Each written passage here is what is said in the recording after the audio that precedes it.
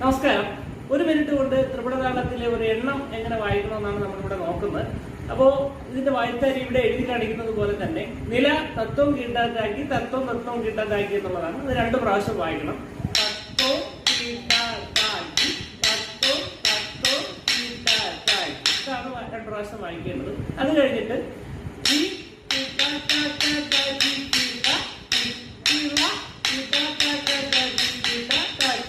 ഇത് വെച്ചാണ് നമ്മൾ ഈ എണ്ണം വായിക്കുന്നത്.